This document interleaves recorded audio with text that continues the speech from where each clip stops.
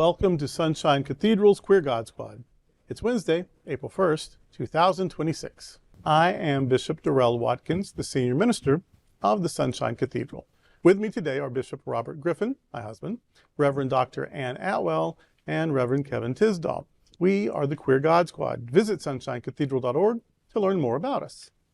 Queer God Squad was created by Hotspots Happening Out to support our mission to explore the value of faith in the LGBTQ community. There is no streaming TV show like this in the entire world. In 2026, we are celebrating the 41st anniversary of Hotspots magazine, with Queer News Tonight sharing over 14,000 stories and 12 million views so far. We are the largest nonprofit LGBTQ media organization in America, and we encourage you to support our mission to inform, entertain, and educate our community and allies. This is the Sunshine Cathedral Perspective. Did SCOTUS rule against the well-being of queer kids? On March 31st, 2026, the Supreme Court ruled 8-1 to strike down Colorado's ban on conversion therapy for minors, a decision with national implications for LGBTQ+ rights and professional regulations. In Childs v. Salazar, the court found that the 2019 law likely violated the First Amendment by discriminating against the viewpoint of licensed counselors who are also conservative Christians. Writing for the majority, Justice Neil Gorsuch emphasized that the state cannot silence speech simply because it disfavors the underlying message. The ruling rejects the argument that so-called talk therapy is merely conduct subject to state regulation, instead classifying it as protected expression. The landmark decision cast immediate doubt on similar bans in nearly 30 other states. While major medical associations maintain that conversion therapy is harmful and ineffective, the court's conservative majority prioritized free speech protections for therapists over the state's interest in prohibiting the practice. Justice Ketanji Brown Jackson was the lone dissenter. Well, I guess this is a pre-April Fool's Day saga, but you know, when I was thinking about this, kudos to Justice Jackson, first of all, for being the lone dissenter. I'm kind of disappointed in the other ones that did not speak up. But if it's about states' rights, and a certain group always wants to talk about states' rights, then why didn't they leave this at a states' rights issue versus letting it go all the way to the Supreme Court, which will probably go back and forth again.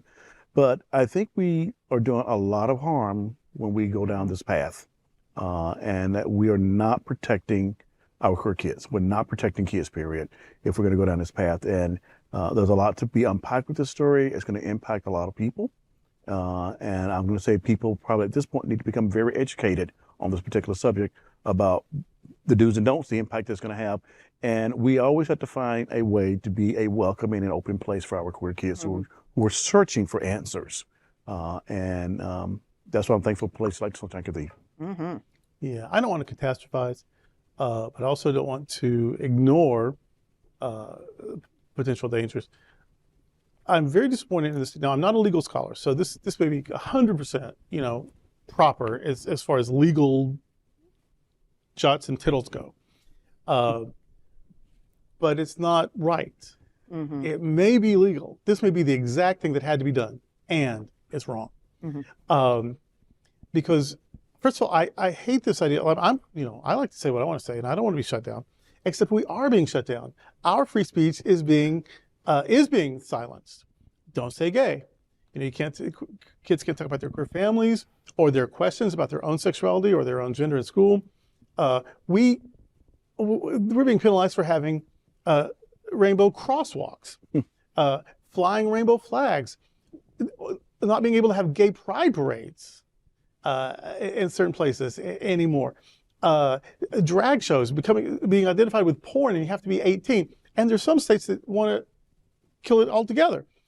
So no, the free speech argument really makes me angry because after you've spent an entire regime, part one and part two, silencing and erasing people to say, well, the therapist has a right to break away from professional standards and scientific consensus because they have a right for their free speech. No, that can't be right, because talk therapy is therapy. It is a modality. It's like an injection. It's like surgery. It's like a gas mask. I mean, it is a therapy, and so it has to be held to professional standards and scientific consensus. That is not a place for you to inject your religious bias because you have freedom of speech. If while I'm giving you an injection, I also take my needle and give you a tattoo, because that's me just expressing myself on your body, I would go to jail. But that's the same sort of malpractice that happens when, I get to insert my opinion, my bias, my prejudice, because I have freedom of speech. It's cruel. We know from the professional organizations that first of all, it doesn't work. And second of all, it harms people while it's not doing its thing anyway. And so this is just more cruelty. This is another attack on LGBTQ people. This is another way of harming youth.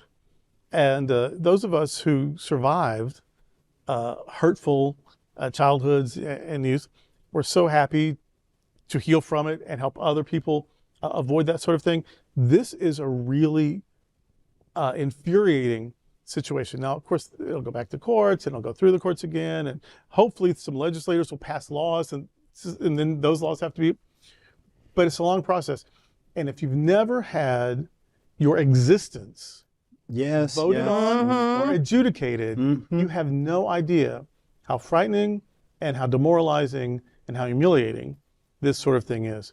But what you've done is so you can protect your personal craziness, because this God in a cloud that no one else can see has told you, but no one else could hear, that you should hate these people, and you get to say that even in their healing space. People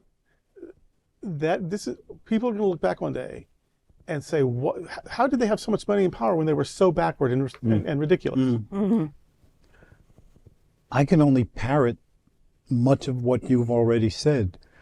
My main point, I guess, is if this is a freedom of expression covenant, if this is a First Amendment right, then I want to see what folks in Florida, legislatures in Florida and Texas and Missouri and West Virginia, what are they going to do to ensure the freedom of speech for everybody?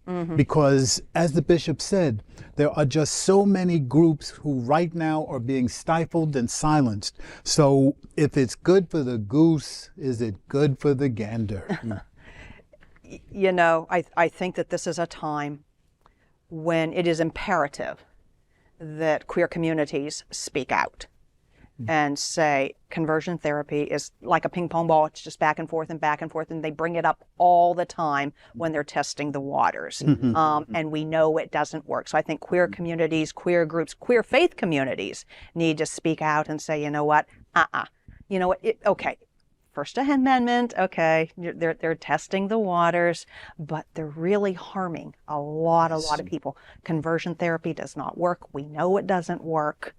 Scientific community has said it doesn't work. And it's not necessary. Exactly, exactly. Why would you even need it? Yeah, therapy, you go to therapy to correct something that is dysfunctional. You know, you go to therapy so that your ankle that doesn't move anymore will be flexible again. You know, you go to therapy because you've been in a deep depression for a long time and you're ready to work your way out of it. You go to whatever the therapy is, it's to make a thing better that's broken. Being gay or lesbian or trans or bi or ace is not broken. No, it is not. It is part of the diversity of life. Now, if you're unhappy about it, you're probably unhappy because people have made you miserable, telling you that who you are is bad. And therapy can help that. Can help you like accept yourself and celebrate yourself and not let other people decide how you feel about yourself.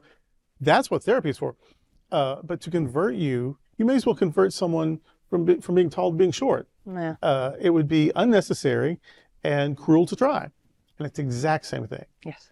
If you're queer, you are queer by design. And the only thing therapeutic that needs to be applied to that is self-acceptance and celebration. And that's today with the Queer God Squad. Thank you for joining the Queer God Squad today. We are here daily at 3 p.m. to have some fun and to discuss what our LGBTQ community is talking about.